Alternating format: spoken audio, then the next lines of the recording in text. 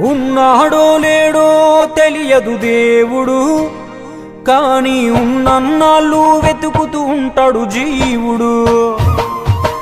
ఎవరన్నారో తెలియదు గాని ఆనాడు మానవ సేవే మాధవ సేవని ఓ మహనీయుడు. దేవుడంటే సాయమేరా తమ్ముడు, ఆ దేవుడే ఇది చెప్పిన ఎవ్వడు నమ్మడు. దేవుడంటే సాయమేరా తమ్ముడు, ఆ దేవుడే ఇది చెప్పిన ఎవ్వడు నమ్మడు.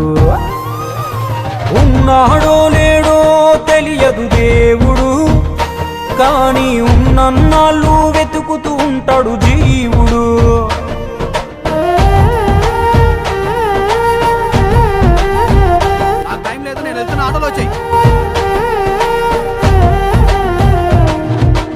అయాలదొడిగిన అంగీలాగే రాదుర పిలగా నీతో అనుకోకుండా నువ్వోతే ఆయాసమెందుకు ఐసా పైసా అంటూ ఓ అనుమంతో నువ్వు మార్చగలవ తలరాతే.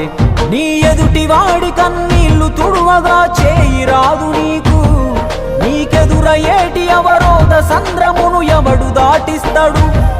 నీ కళ్ళ ముందు జరిగేటి ఘోరమును ఆపతెగువలేదు, నీ వాళ్ళు కూడా స్థానములుంటే ఆడా ఎవడు రాడు. సూర్యుడు విసుగే లేకుండా వెలుగుతో సాయం చేస్తాడు, చంద్రుడు తిరిగే మడగడుగా చలువను రోజు పంచుతాడు. కనుకే వేల ఏళ్ళుగా వాళ్ళ స్థానము గగన తలముపైనే. సాయం అంటే దేవుడేరా తమ్ముడు, ఆ దేవుడే దిగి వచ్చిన ఎవ్వడు నమ్మడు.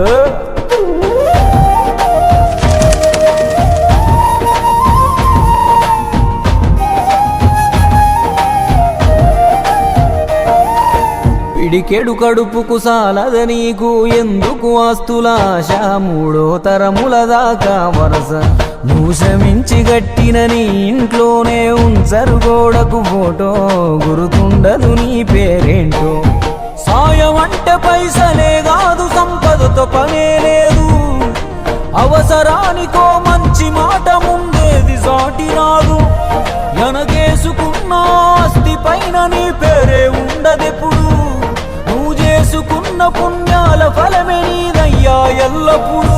నీకు ఎరుకే లేకున్నా మళ్ళీ కలవని వాళ్ళైనా, ఆపదలో నా మనిషుంటే దాపుగా నిలవాలిర కన్నా.